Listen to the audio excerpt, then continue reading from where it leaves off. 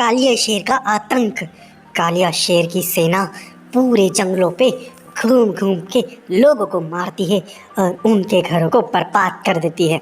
वह सेना हर जिस जंगल में जाती है उस जंगल के सारी धन संपत्ति लूट के ले जाती है। उनके आतंक से हर जंगल बहुत ही परेशान होता है। उसकी सेना बहुत ही ताकतवर और बहुत ही पावरफुल होती है और वह कालिया टाइगर तो बहुत ही डेंजर और विशालकाय होता है। उसके पास राक्षसों की दैवीय शक्तियाँ भी होती है। इस वजह से कोई भी उसके सामने टिक नहीं पाता। कोई भी राजा, किसी भी जंगल का राजा उसके सामने कुछ भी नहीं कर पाता। सब उसके सामने बेबस होते हैं। जब भी उसका आतंक होता है, वह किसी भी जंगल पे अपना आतंक मचाता है, तब वहाँ पे वह लाशों की लाशों को उल्टा टाक के लटका दिया करता है। एग्जाम्पल के लिए, लोगों में डर फैलाने के लिए। एक रामपुर नाम के जंगल के अंदर एक शेर और शेरनी होती है। उस शेरनी के दो प्यारे प्यारे बच्चे होती हैं। वह शेरनी इस तरह के आतंक से बड़ा दुखी होकर शेर को बोलती है, देखिए राजा जी, मैं इस तरह के माहौल में अपने दोनों बच्चों को पैदा नहीं बड़ा नहीं कर सकती। दोनों मेरे बच्चे इस माहौल में बड़े बनेंगे तो बहुत बुरा होगा उनके साथ। मैं किसी शांत जगह पे जाना चाहती हूँ। तब उसका जो पति होता है, जो होता है बलवीर, वह बोलता है, रानी देखो, मेरे दोनों बच्चे इस जंगल में पैदा होते, मेरे पूर्वज भी इसी जंगल में रहते, मेरे दोनों बच्चे भी इसी जंगल में रहेंगे। इस जंगल को प्रोटेक्ट करना हमारा अधिकार है। हमें इस जंगल को प्रोटेक्ट करना होगा जितना हो सकता है उतना। ये इस जंगल पे उस कालिया टाइगर का आतंक है, लेकिन हम कोशिश करेंगे जितना उसको रोक सके। लेकिन वह रानी मानती ही नहीं है। इस तरह के बहसबाजी करके वह एक शेर को अपने साथ ले जाती है और दूसरा शेर बच्चा अपने पिता के साथ रह जाता है। जो पिता के साथ रह जाता बच्चा होता है, शेर उसे बड़े ही ताकतवर और युद्ध कला में निपुण बनाने की पूरी कोशिश करता है।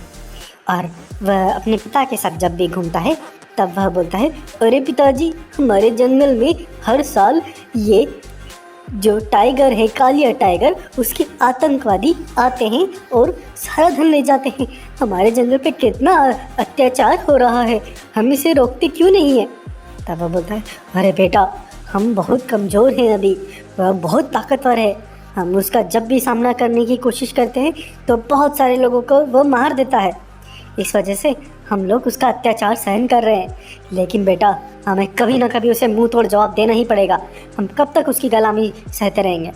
तब उसका बेटा बोलता है, जिसका नाम होता है बाहुबली। जो बाहुबली होता है वह बहुत विचारों से ही शक्तिशाली नहीं होता, वह मन से भी बहुत शक्तिशाली होता है। वह बोलता है अपने पिता को, पिताजी, इसके आतंक से मैं आज़ाद करूँगा, मैं सारी शक्तियाँ इकट्ठी कर लूँगा और उसके बाद उस कालू टाइगर को मैं ख़त्म कर दूंगा। उसके आतंक से इस जंगल को आज़ाद करूंगा। मैं आपके सपने को साकार करूंगा। इस तरह से कुछ दिन बीत जाते हैं। एक दिन जब उसके शहर पे फिर से उसका कालू टाइगर का आतंक होता है, उसके जानवर, उसकी सेना आके वहाँ पे आतंक मचाती है, तब ये उस पिता उसको देख नहीं पाता। वह उनसे भिड़ जाता है, लड़ाई करने लग जाता है, लेकिन उसमें उसकी बहुत दर्दनाक मौत हो जाती है। उसे भी वो लोग उल्टा टाक के बीच चौराहे पे चले जाते हैं। जब अपने पिता की इस मृत्यु को देख के वह बहुत ही दुखी होता है और फिर वह सभी जंगली जानवरों के सामने प्रण लेता है। वह बोलता है, मेरे पिता की मृत्यु इस कालू टाइगर ने की है, मैं उसे समाप्त कर दूंगा, उसके दुराचार को हमेशा के लिए ख़त्म कर दूंगा। ये मेरा तुम सबसे वादा रहा। इस तरह से कुछ दिन बीतते जाते हैं और वह अपनी युद्ध कला में और निपुण हो जाता है। तब बाहुबली सोचता है कि मुझे अपनी शक्तियाँ कहीं से बटोरनी पड़ेगी। तब वह काली पहाड़ी के पास जाता है, क्योंकि काली पहाड़ी पे उसे कोई बताता है कि हीरा रहता है, इस हीरे में शक्तियाँ होती है। वह काली पहाड़ी पे जाके हीरे का आवाहन करता है। तब हीरा उसके सामने प्रकट होता है और हीरा बोलता है, अरे ओह, तुझे मैं जानता हूँ, तू बहुत अच्छा है। इस जंगलों पे जिसका आतंक छाया फैला हुआ है, उसको तू ही समाप्त कर सकता है। मुझे मालूम है तू शक्तियों के लिए आया है और तुझे शक्तियों की ज़रूरत भी है। ये शक्तियाँ ले जा, मैं तुझे देता हूँ। तो वह हीरा उसको वह शक्तियाँ दे देता है। तो शक्तियाँ लेके वो तो बहुत पावरफुल हो जाता है। फिर उसके बाद वापस वो अपने जंगल आता है और जंगल वासियों को बोलता है, अरे ओ मेरे जंगल वासियों, आज से इस कालू टाइगर को कोई भी लगान नहीं देगा। हम उसे मना कर देना है, उसको हम अब एक फूटी कौड़ी भी नहीं देंगे। ये मेरा तुमसे वादा रहा कि मैं अब उसका आतंक को समाप्त कर दूंगा। मैं अभी अपने जो मेरा एक भाई था, बचपन वाला भाई जिसका नाम है सिम्बा, मैं उससे मिलने जा रहा हूँ। तब तक मेरा ये दोस्त जो कालू है वही इस जंगल का ध्यान रखेगा। कालू उसका दोस्त दूसरा शेर होता है। वो बोलता है, दोस्त तुम जाओ आराम से, अपने भाई से बात करके आओ, तब तक मैं जंगल को संभालता हूँ।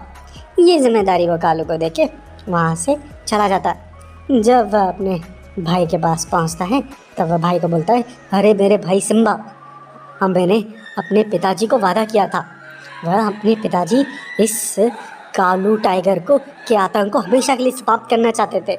अब हम दोनों मिलके उनके सपने को साकार करेंगे। तब सिम्बा बोलता है, अरे तू पागल है क्या? तू जानता है तू किससे भिड़ने की बात कर रहा है?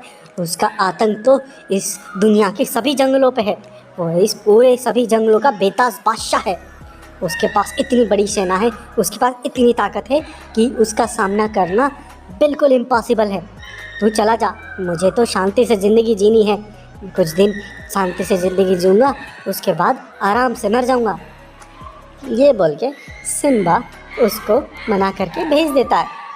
तब जो बाहुबली होता है वो बड़ा दुखी होके वापस अपने जंगल में आता है। जब वह अपने जंगल में आता है तो वह देखता है कि चारों तरफ आग लगी हुई है, धुआं उठ रहा है।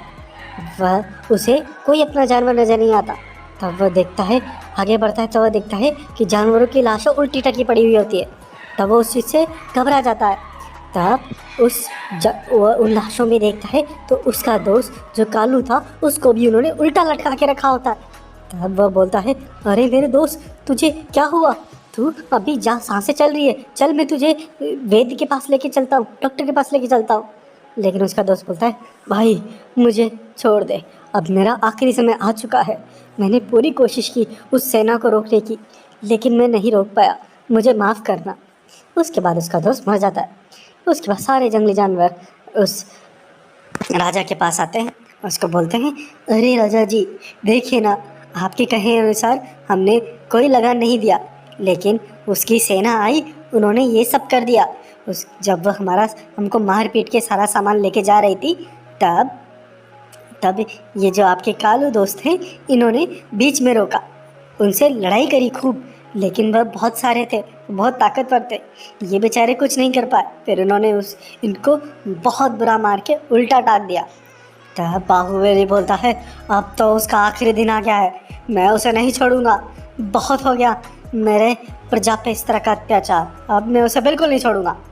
उसके बाद वह उसके राज्य में जाता है। उसके राज्य में एक जो टाइगर होता है वो पानी पी रहा होता है। तब वो उस पर अटैक करके उसको पूरा लहूलुहान करके उसकी चमड़ी उसके शरीर से निकाल के उसकी चमड़ी को पहन लेता है। तब वह टाइगर उन्हीं के ग्रुप में होके उस कालू टाइगर के पास जाता है। तो कालू टाइगर बोलता है, अरे मेरे जानवरों, तुम जाओ पास के गांव के अंदर, वहाँ पे भी जाके बहुत सारा उनका सामान लूट के लेके आओ। वह गरीब गांव है, उसका जो भी सामान लूट के लेके आओगे उस सामान को फिर तुम बेच देना। उससे जो भी सोना इकट्ठा हो उस सोने से हम हमारे सेना पे और आगे बढ़ाएंगे। तब वह ग्रुप गांव में जाता है और वहाँ पे जाके उन सब की प्रॉपर्टी लूट के लेके आता है। और उन प्रॉपर्टी को जब वह बेचने जाते हैं तब वो खूब सारा सोना लेके ट्रक में आ रहे होते हैं।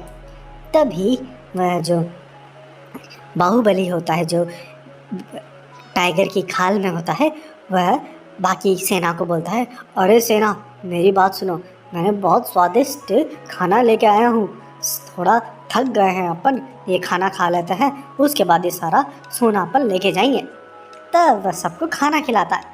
खाना खाने के बाद तो उसकी जो सेना उसके साथ जा रही होती है वह सब बेहोश होकर मर जाती है। तो उसके बाद वो सारा सोना लेके अपने शहर में चला जाता है, जो उसका गांव होता है। उस जंगल में जाके वह अपने सभी जानवर इकट्ठा करके बोलता है, अरे मेरे दोस्तों, मैंने ये सेना उस कालू टाइगर से चुरा के लेके आ गया हूँ। अब इस सेना से हम खूब सारा सामान खरीदेंगे जो लड़ाई के काम आएगा, और अब हम अपनी सेना भी बहुत ताकतवर बनाएंगे।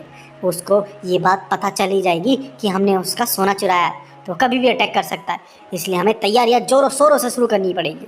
तभी सारी सेना मिलके उस सोने से बहुत सारा सामान खरीद लेती है और खूब सारे टायर खरीदती है और खूब सारा ऑयल भी खरीदती है। उसके बाद जब ये बात वह कालू टाइगर के पास पहुंचती है कि उसका सोना चोरी हो गया, तो बहुत ही गुस्सा होता है। वो बोलता है, कौन है जिसने मेरा सोना चुरा गया, कौन है जिसने मेरा सोना चोरी किया। तभी वहाँ पे जो सिम्बा होता है वह आता है। सिम्बा बोलता है, अरे टाइगर जी, मुझे मालूम है किसने आपका सोना चुराया है, लेकिन मुझे कुछ चाहिए। मुझे अगर मिल गया तो मैं आपको सब कुछ सही बता दूंगा। तब कालू टाइगर बोलता है, तुम्हें जो चाहिए वह नाम मिलेगा। ये लो, ये पूरा एक संदूक भर के माल पकड़ो तुम। अब बताओ किसने, कौन है वो। तब वो बोलता है, वह कोई और नहीं, वह उस जंगल के अंदर मेरा ही भाई है जिसका नाम है बाहुबली। आप जाके उसको तहस नहस कर दो। वह मेरा भाई है, लेकिन मुझे बचपन से उससे चिढ़ है। तब वह कालू टाइगर बोलता है, ठीक है, आज से तू मेरा वफादार रहा, हम उसको मार देंगे। उसके बाद वह कालू टाइगर बहुत बड़ी सेना लेके खूब सारे हथियार बंद के साथ उसके जंगल पहुंचता है। लेकिन वह जैसे ही उस जंगल में पहुंचता है तो उसे जंगल में कोई नज़र नहीं आता। वो देखता है, अरे ये क्या, जंगल में कोई नहीं है, कहाँ पे चले गए सारे। तब वह अपनी आधी सेना को बोलता है, चलो एक काम करो, ये यहाँ का जो बाहुबली उसकी जो गुफा है, तुम जाओ उसकी गुफा के अंदर, उसकी गुफा में जाओ और उसे घसीट के लेके आओ, उसे ही गुस्सा हमें होगा। तब उसकी आधी सेना जैसे वो गुफा के अंदर जाती है तो उसे कोई नहीं मिलता, लेकिन अचानक से गुफा का दरवाज़ा बंद हो जाता है। और गुफा का दरवाज़ा बंद होने के बाद जो बाहुबली होता है वह गुफा पे तेल डाल के उसमें आग लगा देता है, जिससे उसकी आधी सेना तो उस आग से जल जाती है। फिर उसके बाद उसके जो जानवर होते हैं, उस जंगल के जानवर, उनको वो सेफली एक पहाड़ी की हाइट पे पहुंचा दिया होता है पहले से ही। वो लोग पहाड़ी की हाइट से ही वहाँ से जलते हुए टायर नीचे फेंकते हैं। जो जलते हुए टाइगर नीचे आते हैं वह कालू टाइगर की सेना पे गिरते हैं। उससे कालू सेना की जो आधी बची हुई सेना है होती है वो भी बहुत बुरी घायल हो जाती है। ऊपर से और जंगली जानवर और बड़े बड़े पत्थर भी फेंकते हैं, जिससे उसकी आधी सेना तो मर ही जाती है। उसके बाद कालू टाइगर को एहसास होता है, अरे ये क्या, मेरी तो सारी सेना ख़त्म हो गई, अब तो मेरे पास समय ही नहीं बचा, मैं क्या करूँ, मैं भागता हूँ यहाँ से। बस ये सोच के जैसे ही भागने लगता है तभी दूसरी तरफ से जो सिम्बा आ रहा होता है। सिम्बा को आता हुआ देख के वह सोचता है, अरे चलो अच्छा है, सिम्बा आ गया, अब मैं रुकता हूँ, वापस से इनको सामना करता हूँ। तब वह सिम्बा सामने आता है तो सिम्बा को बोलता है, अरे सिम्बा तो सही टाइम पे आया, चल मिल के इस बाहुबली को ख़त्म करते हैं। तभी बाहुबली भी सामने से आ जाता है। तब बाहुबली सामने से आके बोलता है, अरे ओए टाइगर, अब तेरा आखिरी टाइम आ चुका है, तुझे अब कोई नहीं बचा सकता। तब सिम्बा बोलता है, अरे भाई, तुझे क्या लगता है तू इसे मारेगा? नहीं नहीं, तू इसे मार नहीं सकता है बाहुबली, इसको मारने वाला केवल एक ही है इस दुनिया में, वो और कोई नहीं, मैं हूँ सिम्बा, मैं तुझे मारूंगा। तब वो टाइगर कालू चौंक जाता है। वो बोलता है, अरे सिम्बा ये क्या, ये धोखा, तू मुझे मारना है? तब वो बोलता है, हाँ, मैं शुरुआत से ही मेरे भाई के साथ था, हम दोनों ने मिलकर ये पूरा प्लान बनाया था तुझे मारने के लिए। लेकिन ये कालू टाइगर होता है वह दैत्य शक्तियों का, जादुई शक्तियों का बादशाह होता है। वो अपनी शक्तियों को करके एक मायावी राक्षस में कन्वर्ट हो जाता है। वो उन दोनों पे अटैक करता है तो सिम्बा इसमें बहुत घायल हो जाता है। तब जो बाहुबली होता है उसको भी जो शक्तियाँ मिली होती है वो भी उन शक्तियों का यूज करता है, और वो भी एक अलग तरह का बहुत बड़ा सा डायनासोर टाइप का बन जाता है। और फिर उसके बाद वो उस पर अटैक करता है। फिर उन दोनों के बाद बहुत भयंकर लड़ाई होती है। उस भयंकर लड़ाई में वह कालू टाइगर को वो मार देता है। इससे कालू टाइगर का अंत हो जाता है।